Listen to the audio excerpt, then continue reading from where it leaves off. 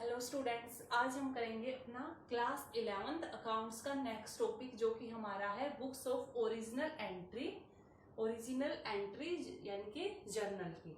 हमारा है लेसन 9, यानी कि हम आज लेसन 9 करेंगे जो कि है हमारा प्रारंभिक प्रविष्टि की पुस्तकें या रोजना मच्चा। ठीक है, जर्नल।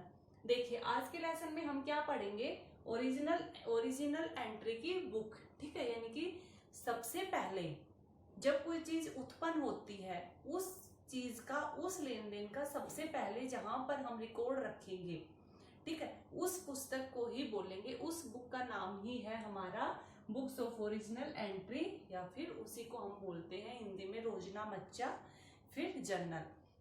यानी कि व्यवसाय में हर रोज दिन प्रतिदिन बहुत सारे हजारों लाखों लेन देन होते हैं। उन सब लेन देनों को सबसे पहले हम जिस पुस्तक में लिखेंगे, ठीक है, तिथिवार लिखेंगे, यानी कि डेट वाइज हम जितने भी लेन देन हुए हैं उन सब लेन देनों को डेट वाइज हम अपने एक बुक में उनको मेंशन करके रखेंगे। उस बुक में हम इनको लिख के रखेंगे। तो सबसे पहले जिस बुक में हमने इन सबको लिखा है उसे ही हम कहते हैं जर्नल या रोजना मच्चा। तो देखिए हमारा अर्थ भी यही है कि सबसे पहले जिन पुस्तकों में लिखा जाता है, लेखांकन किया जाता है, उसे ही हम क्या कहते हैं, प्रारंभिक प्रविष्टि की पुस्तकें, उन्हें ही कहते हैं। ठीक है, अगर लेन देन ज्यादा होते, जो कि हमारे ये पूरा वही है जो हमने फर्स्ट चैप्टर किया था। फर्स्ट चैप्टर में हमने अकाउंटिंग साइकिल का टॉपिक किया था। अगर आप लोगों को वो टॉपिक क्लियर है तो यहाँ पर ये पॉइंट पूरे अच्छे से क्लियर हो जाएंगे। क्या है, अगर लेन देन ज्यादा है, एक व्यवसाय बहुत बड़ा है, बहुत ज्यादा लेन देन होते हैं, तो एक ही पुस्तक में सारे लेन देनों को लिखना संभव नहीं हो पाता। ठीक है, इसके लिए वो अलग अलग बुक्स बनाता है। जैसे मैंने एक सिंपल एग्जांपल के थ्रू भी आपको फर्स्ट लेसन जब समझाया था तब आपको बताया था कि सपोज कीजिए आप 2 दिन के लिए कहीं किसी सेमिनार में अटेंड करने जाते हैं। आप एक बुक ले जाओगे, ठीक है, एक नोटबुक ले जाओगे, एक रजिस्टर ले जाओगे, आप उसी में नोट कर लोगे। इंग्लिश का जब लेक्चरर आया उसने जो पढ़ाया आपने कर लिया, जब इको का सर आया उसने आपको जो टॉपिक बताया आपने उसी रजिस्टर में लिख लिए। ठीक है, ये तो हो गया कि जब आप 1 या 2 या 4 दिन का आपका कोई सेमिनार है वहां पर गए हैं। लेकिन आपको एक क्लास में है, 10th क्लास में, तो क्या आप एक ही रजिस्टर से काम चल जाएगा कि आप उसी में हिंदी का लिख रहे हो, उसी में मैथ्स का, उसी में साइंस का? नहीं, क्योंकि वहां पे हमें लंबा चौड़ा पढ़ना है, बहुत सारा पढ़ना है। तो जब बहुत सारे लेन देन होंगे तब एक बुक से काम नहीं चलेगा। उसके लिए हम अलग अलग बुक बनाएंगे। जैसे हम 10th में आप अलग अलग रजिस्टर बनाते हैं, अलग अलग नोटबुक्स बनाते हैं, हिंदी की अलग, साइंस की अलग, मैथ्स की अलग। तो वही चीज यहाँ पर है, जब लेन देन ज्यादा हो जाएंगे तब हम और अलग अलग बुक बनाएंगे, जैसे cash book, purchase book, sales book, purchase return, sales return, ठीक है, या फिर बिल्स रिसीवेबल, बिल्स पेएबल और जर्नल प्रॉपर। ठीक है, तो ये फर्स्ट लेक्चर में मैंने इन सब के बारे में आपको मैं बता के भी आ चुकी हूँ, जो है कि ये सब कुछ कौन कौन सी इनमें कैसे कैसे लेन देन होते हैं। नेक्स्ट है मेन पॉइंट हमारा जो है वो है जर्नल। तो जर्नल की अगर हम बात करें तो जर्नल क्या है, जर्नल है जी एक व्यवसाय में जितने भी लेन देन होते हैं उन सब लेन देनों को सबसे पहले जिस पुस्तक में लिखा जाता है उसे हम जर्नल कहते हैं। तो देखिए J.N. कोलर ने इसकी डेफिनेशन भी दी है कि रोजना मच्चा एक व्यावसायिक अभिलेख है, यानी कि व्यावसायिक अभिलेख है। ठीक है, एक दस्तावेज है जिसमें मूल रूप से व्यावसायिक व्यवहारों का लेखा किया जाता है, यानी कि व्यवसाय में जितने भी व्यवहार हुए हैं उन सबका लेखा इसी में किया जाता है, और जो समस्त व्यवहारों को संगठित रूप में तथा तिथि के क्रम से एक स्थान पर प्रस्तुत करता है। और जितने भी व्यवहार हुए हैं उनको एक ऑर्गेनाइज्ड रूप में, ठीक है, ये ना है कि मतलब ऐसे ही फॉर्म में लिख दिया कि हाँ राम से इतने लिए, श्याम को इतने लिए, नहीं, एक संगठित रूप क्या, जो कि हम रूल पढ़ के आए हैं कि एक आइटम को डेबिट करेंगे, एक को क्रेडिट करेंगे। ठीक है, हमने राम से 2000 का सामान लिया तो हम ऐसे नहीं लिखेंगे कि राम से 2000 का सामान लिया, हम पूरा एक प्रॉपर वे बनाएंगे। ठीक है, कि हमने सामान लिया है, हमारे पास क्या आया है, स्टॉक आया है। मैं यहाँ पर एक बार ऐसे ही बता रही हूँ, ठीक है, जर्नल एंट्री आपको बाद में समझाऊंगी, लेकिन हम यहाँ पर ऐसे एंट्री करेंगे, परचेज डेबिट टू राम, यानी कि एक अच्छे एक फॉर्म में लिखा है हमने ये नहीं लिखा कि राम से हमने सामान खरीदा, तो एक संगठित फॉर्म में लिखेंगे और तिथिवार प्रस्तुत करेंगे, इनके डेट वाइज हम सारे लेन देनों को लिखेंगे। तो ये था हमारा जर्नल। नेक्स्ट है जर्नल की विशेषताएं। ठीक है, इसकी कौन कौन सी विशेषताएं हैं? तो फर्स्ट है, सबसे पहले विशेषता की बात करें तो लेन देनों को सबसे पहले जर्नल में ही लिखा जाता है, यानी कि जर्नल हमारी वो बुक है जहां जितने भी लेन देन हुए हैं उन सब लेन देनों को सबसे पहले हम जर्नल में ही लिखते हैं। उसके बाद है जर्नल में जब लेखा लिख दिया जाता है, जर्नल में जब व्यवहारों को लिख दिया जाता है तो जर्नल से उन सब लेन देनों को ट्रांसफर किया जाता है लेजर में, यानी कि लेजर जो है, लेजर को हम प्रिंसिपल बुक भी बोलते हैं। लेजर जो है वो जर्नल के बिना अधूरी है, यानी कि जब तक हमारे पास जर्नल नहीं होगा तब तक हम लेजर यानी कि खाता बही नहीं बना पाएंगे। नेक्स्ट है प्रतिदिन का लेखांकन का रिकॉर्ड रखा जाता है, इनकी इसमें रोज के, ये नहीं है कि आज का, परसों का, तरसों का जब इकट्ठा हो जाएगा तब लिखेंगे, नहीं, जितने भी लेन देन होते हैं तो हर रोज के लेन देनों का इसमें लिखा जाता है। नेक्स्ट है लेन देनों का दोहरा लेखा प्रणाली के अंतर्गत लेखांकन, यानी कि इसमें जो लेखांकन किया जाता है, जो लेखांकन किया जाएगा वो हम डबल एंट्री सिस्टम के हिसाब से ही करेंगे, जो कि हम लास्ट 6-7 जो हमारा लेसन था उसमें हम पढ़ के आए हैं डबल एंट्री सिस्टम। तो वहाँ पे हमने पूरा पढ़ा है कि क्या होता है, तो उसी के अंतर्गत ही हम यहाँ पर लेखांकन करते हैं जर्नल में, यानी कि दोहरा लेखा प्रणाली में हम पढ़ के आए हैं कि अगर कोई एक आइटम डेबिट होगा, ठीक है, तो कोई दूसरी एंट्री भी साथ में क्रेडिट की होगी। ठीक है, नेक्स्ट है हमारा व्याख्या लिखी जाती है, यानी कि जितने भी लेन देन होते हैं जर्नल में हम उनको लिखते तो हैं, साथ में उस लेन देनों के नीचे जो है हम नरेशन के तौर पर, व्याख्या के तौर पे उस लेन देन की डिटेल भी डालते हैं। जैसे हमने ये परचेज डेबिट टू राम, इतना करने से काम नहीं चलेगा, इसके नीचे हम नरेशन भी डालते हैं कि परचेज गुड्स फ्रॉम राम, कि हमने राम से सामान खरीदा। ठीक है, तो हमें ये नीचे हम नरेशन व्याख्या भी लिखते हैं। उसके बाद है एक ही एंट्री में एक से अधिक लेन देनों का लेखा, यानी कि कभी अगर ऐसा होता है कि एक ही दिन एक जैसे कई लेन देन हुए हैं तो हम एक ही एंट्री में उन सब लेन देनों का लेखा रख देते हैं, जिसको कंपाउंड एंट्री बोलते हैं।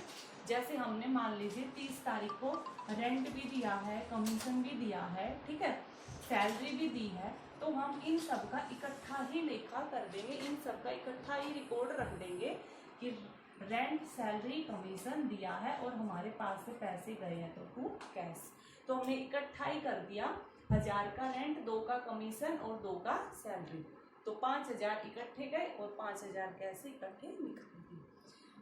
बाकी आप जब क्वेश्चंस करोगे तब ये पॉइंट और भी अच्छे से क्लियर हो जाएंगे। तो नेक्स्ट है हमारा, ये तो था जर्नल की विशेषताएं, जर्नल के कार्य। आखिर जर्नल के कार्य कौन कौन से हैं? तो फर्स्ट है हमारा सभी लेन देनों का तिथिवार लेखा, वही जो कि हम बार बार पढ़ के आ चुके हैं कि जर्नल का फर्स्ट कार्य ये कि जैसे ही कोई लेन देन होता है सबसे पहले उस दिन की हम डेट डालेंगे और उस डेट के आगे उस दिन क्या लेन देन हुआ है उसको लिखेंगे। नेक्स्ट है प्रत्येक लेन देन का डेबिट क्रेडिट पहलू का विश्लेषण, यानी कि जितने भी लेन देन हुए हैं उसमें किसको डेबिट करना है और किस आइटम को क्रेडिट करना है, इन सब का पूरा विश्लेषण भी किया जाता है। जब तक हमें पता नहीं होगा कि हम किसको डेबिट करें किसको क्रेडिट करें, हम अपना जर्नल का कार्य अच्छी प्रकार से नहीं कर पाएंगे। नेक्स्ट है खतौनी के लिए आधार। देखिए खतौनी के लिए आधार यानी कि वही लेजर, ठीक है, खतौनी के लिए आधार, लेजर के लिए आधार, जो कि हम ऊपर भी पढ़ के आए थे, जैसे इसमें भी हमने पढ़ा था लेजर वाले में, ठीक है, कि जर्नल के आधार पर ही हमारा लेजर तैयार होता है। ठीक है, हमारा खाता बही जर्नल के आधार पर ही बनता है, यानी कि हम जर्नल से आइटम्स निकाल के और फिर लेजर में लिखते हैं। लेजर में लिखने की इस कार्य प्रणाली को ही, इस कार्य को ही हम क्या बोलते हैं, खतौनी। ठीक है, उसके बाद है हमारा प्रत्येक लेन देन की अलग पहचान बनाए रखना, इनकी जर्नल क्या करता है, जितने भी लेन देन हुए हैं उन सब लेन देनों की एक अलग से पहचान होती है, क्योंकि वहां पे हर एक लेन देन जैसे ही होता वैसे हम रिकॉर्ड कर लेते हैं, तो वो लेन देन दूसरे लेन देनों के साथ मिक्स नहीं होता, तो हर एक लेन देन की अपनी एक अलग पहचान होती है। नेक्स्ट है हमारा जर्नल के लाभ। आखिर क्या लाभ है, क्यों बनाया जाता है जर्नल को? तो जर्नल के लाभ है, फर्स्ट है तुरंत लेखांकन, यानी कि जर्नल में क्या होता है, जैसे ही कोई लेन देन होता है वैसे ही हम उसका रिकॉर्ड अपनी पुस्तकों में लिख लेते हैं, तो किसी भी लेन देन के भूलने की कोई गुंजाइश नहीं रहती, तुरंत लेखांकन हो जाता है। नेक्स्ट है तिथिवार लेखा, बार बार वही पॉइंट आ रहा है कि हम इसका डेट वाइज लेखा रखते हैं। प्रत्येक लेन देन का डेबिट क्रेडिट विश्लेषण, अक्षर वही बात है, ठीक है, कि जितने भी लेन देन होते हैं उन सबका डेबिट और क्रेडिट का एनालिसिस किया जाता है कि किस आइटम को डेबिट करना और किसको क्रेडिट करना है। नेक्स्ट है स्पष्टीकरण, वही नरेशन, कि हर एक लेन देन के नीचे स्पष्टीकरण भी लिखा होता है, जिससे उस लेन देन के बारे में हमें क्लियर हो जाता है कि ये लेन देन आखिर किसके लिए है, ठीक है, क्या लेन देन हुआ था, ये किसको बता रहा है, क्या शो कर रहा है, तो हर एक लेन देन के नीचे स्पष्टीकरण भी लिखा जाता है।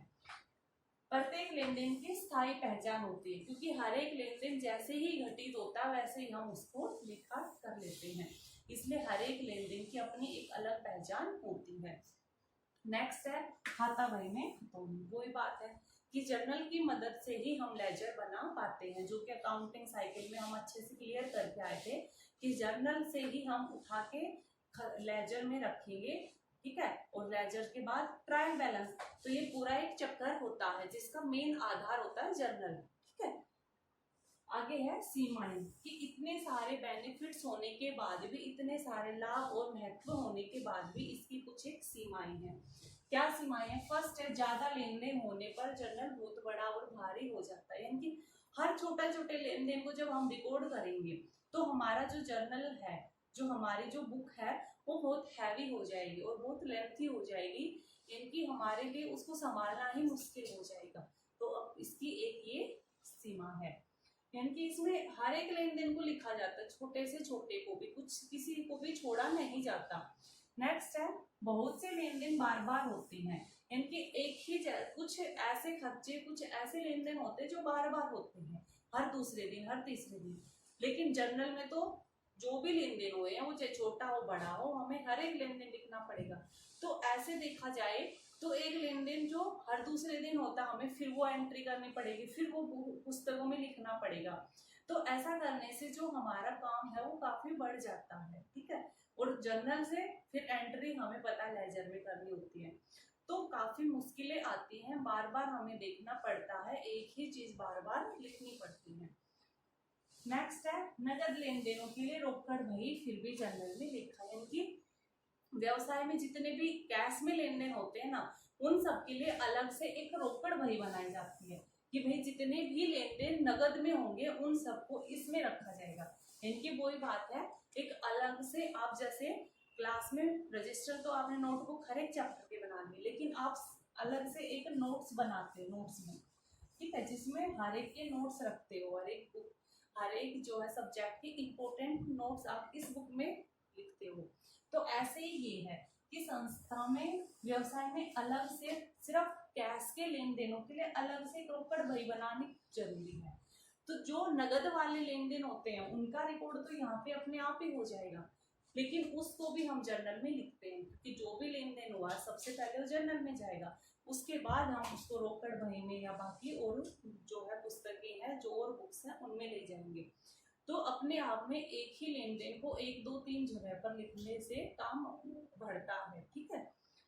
नेक्स्ट है जरूरत की सूचना तुरंत नहीं दे पाता, कैसे देगा, देखिए इतना लेंथी बना दिया, दिन में 50 लेन देन होते हैं जिसमें से 10 छोटे छोटे काम छोटे छोटे होते हैं, लेकिन हमें लिखने वो भी है, तो अगर हमें कभी उस लेन देन का देखना पड़े, चेक करना पड़े, तो हमारा वैसे ही जर्नल इतना बड़ा हो चुका है, हमें समझ में नहीं आएगा कि हम कहाँ पे क्या चेक करें, कैसे चेक करें, ठीक है, तो जब जरूरत होती है किसी इंफॉर्मेशन की, कुछ आइटम देखने की, कोई एंट्री देखने की, तो वहां पे हमें जल्दी नहीं मिल पाती, ठीक है, तुरंत हमारा वो काम नहीं होता, हमें थोड़ा सा टाइम लगता है।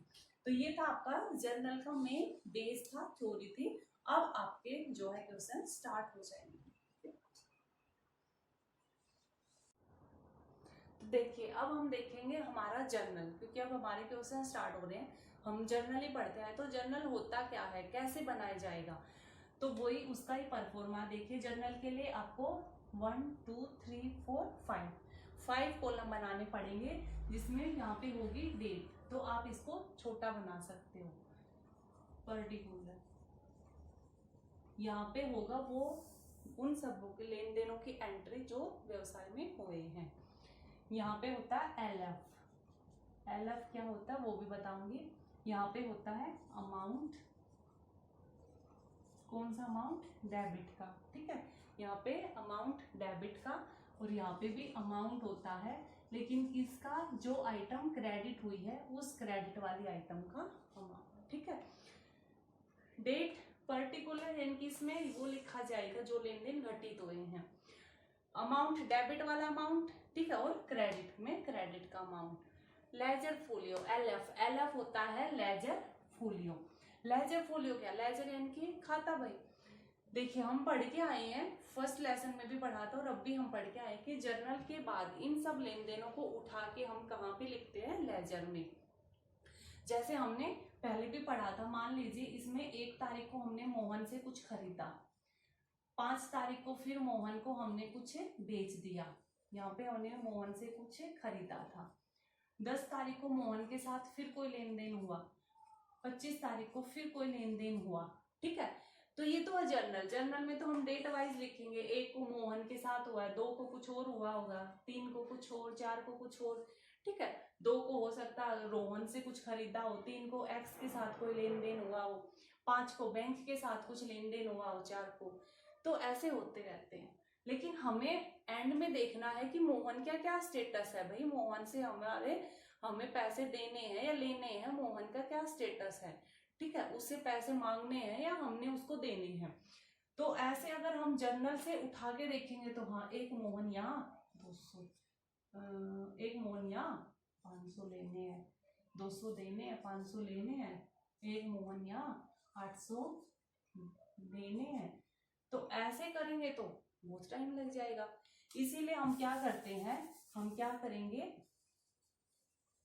मोहन का एक अलग से अकाउंट बनाएंगे, अलग से एक खाता बही बनाएंगे, जिसमें हम मोहन से क्या तो लेना है और मोहन को क्या देना है, ठीक है। हमने व्यवसाय ने क्या उससे लेना है और क्या उसको देना है, वो सब कुछ हम तैयार करेंगे, ठीक है। लेकिन जब बनाएंगे तब ये जो है, ये पर्सनल अकाउंट जो था, पर्सनल अकाउंट पे बेस बनेगा, इनकी debit the receiver, credit the giver. इनकी मोहन को जो जो मिले होंगे वो इस तरफ, और मोहन के पास से जो पैसे गए होंगे वो इधर दिखाए। ये थोड़ा आगे का चैप्टर का है, आप सिर्फ अभी ये मत समझिए, आप बस ये समझ लीजिए कि हाँ भाई हम ऐसे 2 साइड बना लेंगे। एक साइड में लिखेंगे कि हमें मोहन से क्या लेना है, ठीक है, और हमें मोहन को क्या देना है, ठीक है, हम ऐसे लिख लेंगे। और दोनों का मान लीजिए देने के आए 2000 और लेने के आए 1000, ठीक है, तो बैलेंस किसका ज्यादा है, ठीक है, मैंने उससे 1000 लेने हैं और हमने उसको 2000 देने हैं, तो आपस में जो है बैलेंस मैच होकर, ठीक है, प्लस माइनस होके क्या बच गए, 1000 बचे, जो कि हमें उसको, ठीक है, हमें उससे लेने हैं। तो हमारा फिर बराबर आ जाएगा 2 और 2, ठीक है। इनकी लेजर में क्या हो गया कि हमने एक लेन देन से रिलेटेड सारे, एक आइटम से रिलेटेड सारे लेन देनों को एक ही जगह पर लिख लिया।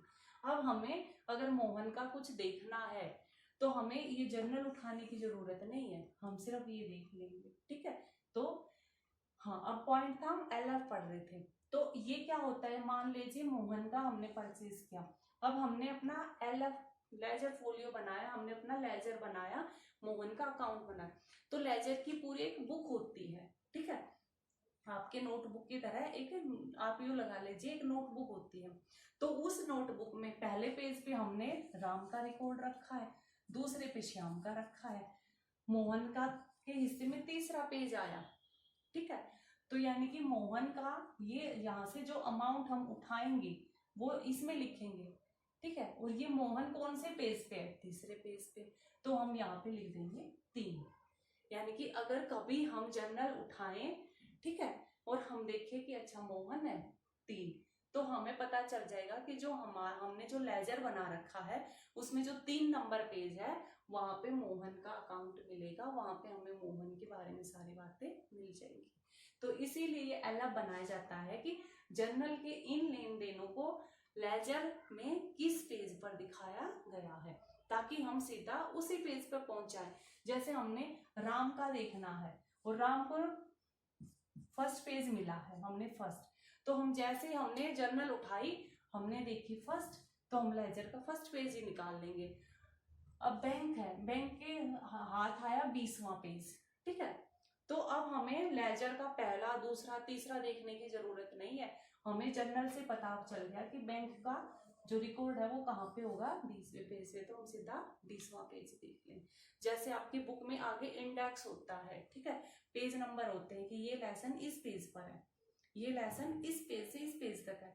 तो अगर हमें 5th 6th 7th किसी लेसन पे जाना है तो हम एक एक पेज थोड़ी पलटते हैं, हम आगे देख लेते हैं, अच्छा 4th चैप्टर 72 पेज पे है, ठीक है, सीधा 72। तो यही चीज यहाँ पे होती है। तो ये तो था आपका मेन पॉइंट कि जर्नल कैसे बनता है, कैसे जर्नल बनाया जाता है। अब बात आती है कि जर्नल में हम करेंगे कैसे, आखिर जो लेन देन हुए हैं उनकी एंट्री करेंगे कैसे। 11th क्लास है, नया टॉपिक है, यहाँ से आपके क्वेश्चन स्टार्ट हो जाएंगे, यहाँ से आपकी अकाउंट स्टार्ट हो रही है। तो ये जो टॉपिक है ये पूरा आपको ध्यान से समझना है, पॉइंट टू पॉइंट। तो देखिए अभी मैं आपको एक क्वेश्चन करके बताती हूँ, समझाती हूँ कि जर्नल में देखिए जो भी लेन देन होगा वो अकाउंट्स, जो हम 3 अकाउंट्स पढ़कर आए थे, पर्सनल अकाउंट, रियल और नॉमिनल, इन अकाउंट्स के रूल के बेस पर ही जर्नल में एंट्री होगी। यानी कि अगर कोई लेन देन किसी व्यक्ति के साथ हुआ है तो उस व्यक्ति के हिसाब से हमारा जो पर्सनल अकाउंट का रूल है, डेबिट द रिसीवर, तो यानी कि रिसीवर जो भी होगा, ठीक है, जो रिसीवर होगा, पाने वाला होगा, उसको डेबिट करेंगे। इसीलिए मैंने कहा था ये रूल जो है मोस्ट इम्पोर्टेंट है, जब तक आपको रूल क्लियर नहीं होंगे कुछ आपको पॉइंट क्लियर नहीं होगा। फिर भी मैं आपका रूल अभी इस लेसन में भी साथ साथ क्लियर करूंगी तो आपको और अच्छे से समझ में आ जाएगा। देखिए जैसे रूल पे जाने से पहले हमें 1-2 पॉइंट और समझने हैं। मीनिंग ऑफ गुड्स, ठीक है, आपको बार बार एक शब्द सुनने को मिलेगा, गुड्स यानी कि माल, कि व्यवसाय ने 2000 रुपए का माल खरीदा, 2000 रुपए का माल बेचा। ये क्या होता है कि एक व्यवसाय जिस तरह की वस्तुओं में व्यवसाय करता है, ठीक है, उस तरह की वस्तुओं का खरीदना या बेचना क्या कहलाएगा, माल। जैसे एक व्यक्ति की दुकान है, मान लीजिए कपड़े की दुकान है, ठीक है, तो इस व्यक्ति की दुकान पर जब भी कपड़ा आएगा तो वो दुकान वाला क्या कहेगा, आज माल आ गया। जब भी कपड़ा जाएगा दुकान पर से क्या कहेगा, माल गया। आपके घर में भी आप किसी ना किसी के दुकान होगी, ठीक है, किसी ना किसी के परिवार में कोई दुकान होगी, तो आपने भी देखा होगा पापा को बोलते हुए कि हाँ आज दुकान में माल आना है, आज इतने माल की सप्लाई होनी है, आज वहां पे माल को भेजना है। ऐसे हम ये तो नहीं कहते कि आज इतना कपड़ा आएगा, आज इतना कपड़ा जाएगा, नहीं, क्योंकि हम जिस तरह के बिजनेस कर रहे होते हैं, जिस वस्तु में हम बिजनेस कर रहे होते हैं, उस वस्तु का लेन देन, ठीक है, उस वस्तु में जो भी लेन या देन हुआ है उन्हें हम माल कहते हैं। जैसे अगर इस कपड़े की दुकान पर ही मान लीजिए एक चेयर्स आनी है, ठीक है, कुछ कुर्सियां आनी है, तो वो दुकान वाला ये नहीं कहेगा कि आज माल आएगा, वो क्या कहेगा कि आज कुर्सियां आएंगी दुकान के लिए, क्योंकि कुर्सियां वो कभी कभी मंगा रहा है, उसका काम नहीं है कुर्सियां मंगाना और बेचने का, इसलिए जो उसका जो काम है, ठीक है, उस वस्तु का आना या जाना माल कहलाता है, और उसके अलावा जो भी वस्तुओं का आना जाना होगा वो वस्तुएं उसी नाम से जानी जाएंगी। ठीक है, तो जब माल का आना या जाना, अगर माल आया है इनकी हमने खरीदा है, आया मतलब हमने खरीदा है तभी तो आया है, तो उसको हम क्या बोलेंगे, परचेज। आया मतलब खरीदा, खरीदना मतलब क्रय करना, क्रय करना मतलब परचेज। ठीक है, तो खरीदने को या क्रय करने को हम बोलेंगे परचेज। और माल हमने बेचा है, ठीक है, बाहर भेज दिया, दुकान पर से हमने बेच दिया, तो उसके लिए हम क्या कहेंगे, सेल्स। ठीक है, लेकिन अगर दुकान पे कुछ चेयर्स आई हैं या दुकान पे कोई हमने मशीन लेके आए हैं, ठीक है, किसी काम की और कोई मशीन लेके आए हैं या काम दुकान के ऊपर कोई एसी लेकर आए हैं, तो हम इन्हें ये लिखेंगे कि दुकान पे मशीन आई है, दुकान पर एसी आया है या चेयर्स आए। ठीक है, इसलिए माल का खरीदना परचेज और माल का बेचना सेल्स। उसी तरह माल का परचेज, माल हमने खरीदा है।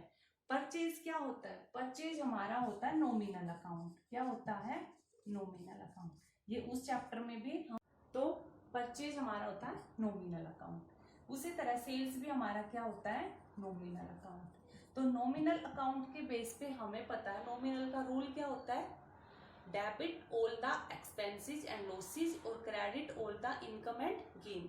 तो देखिए, हम सामान खरीदेंगे तो हमारे लिए क्या है, ठीक है, debit all the expenses and losses and credit all the income and gain.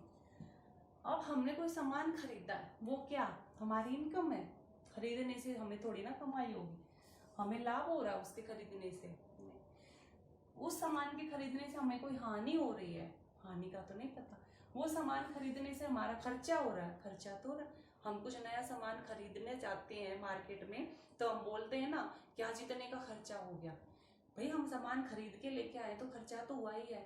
तो इसलिए परचेज क्या है, परचेज एक खर्चा है। और खर्चा क्या होता है, क्योंकि परचेज है नॉमिनल अकाउंट, और नॉमिनल अकाउंट के हिसाब से खर्चे क्या होते हैं, डेबिट। इसलिए परचेज क्या होता है, जब भी परचेज की बात आएगी परचेज हमेशा डेबिट होगा। ठीक है, परचेज हमेशा क्या होगा, डेबिट। उसी तरह से सेल्स, यानी कि हमने किसी को सामान बेचा, तो हमने बेचा है तो हमें वापसी में पैसे मिलेंगे। तो कोई चीज बेचने से हमें क्या हो रही है, इनकम। ठीक है, और क्योंकि सेल्स क्या है, नॉमिनल अकाउंट है, तो नॉमिनल अकाउंट के बेस पर इनकम क्या होती है, क्रेडिट। तो सेल्स क्या होगी, क्रेडिट।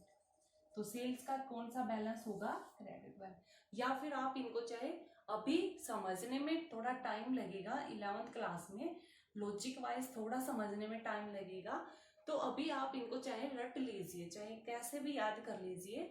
सिंपल पॉइंट है, परचेज का डेबिट बैलेंस, सेल्स का क्रेडिट, समझ के याद कर लो तो बेस्ट है।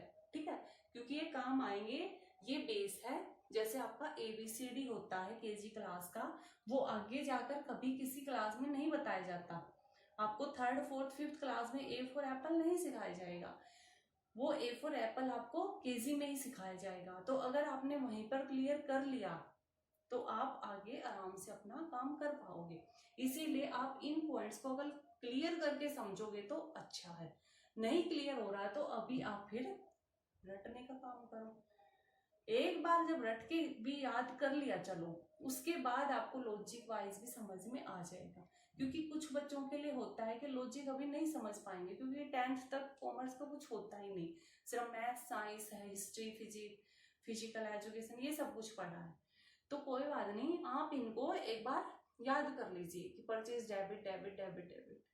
उसके बाद जब आप एक बार पूरा अच्छे से समझ लोगे कि आखिर है क्या अकाउंट, आखिर कॉमर्स है क्या, उसके बाद फिर इन पॉइंट को फिर देखना, तब आपको इजीली आ जाएगा कि अरे हाँ यार, परचेज का तो डेबिट इसलिए है क्योंकि परचेज क्या है, नॉमिनल है।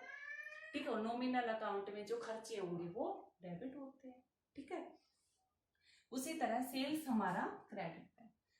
उसी तरह से हमारा एक और हम आइटम पढ़ेंगे, परचेज रिटर्न, यानी कि हमने किसी से सामान परचेज तो किया था, हम दुकान पर से सामान तो लाए, लेकिन हमें पसंद नहीं आया, हमने उसको वापस कर दिया।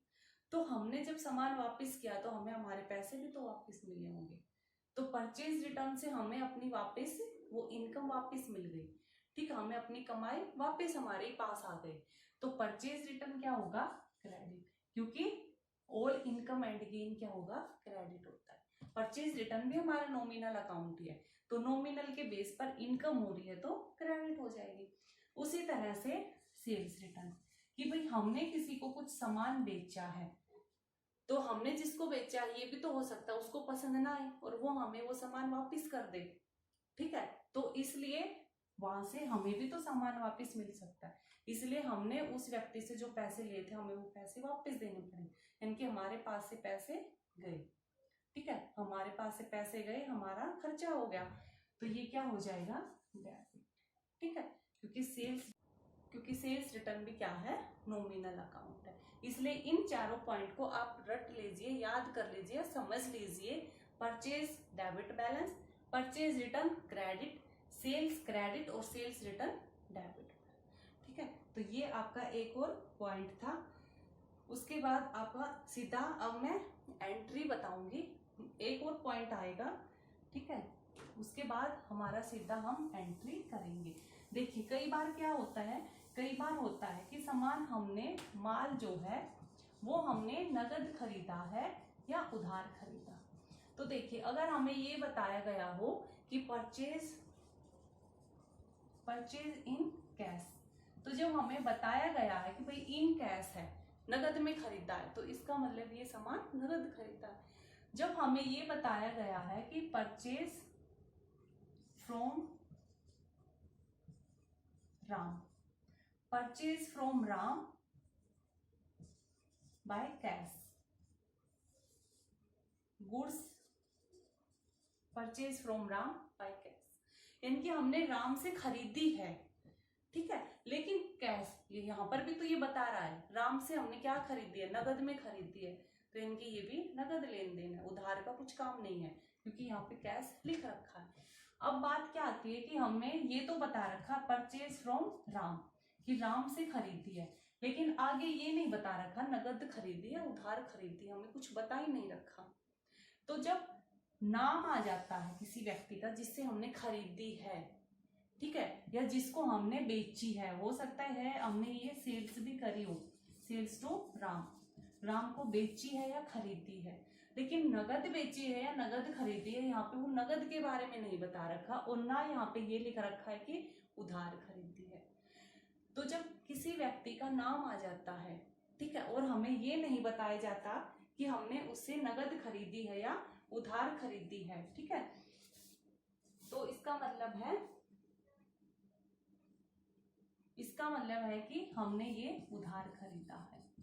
जब नाम आ गया ना किसी व्यक्ति का जिसे हमने खरीदी है या बेची है, और उसका नाम है, लेकिन आगे ये नहीं बता रखा कि नगद खरीदी है नगद, तो हम उसको क्या मानेंगे, उधार, यानी कि हम यहाँ पे मानेंगे कि राम से हमने उधार में सामान खरीदा है, इसका मतलब होगा राम को हमने उधार में सामान बेचा है।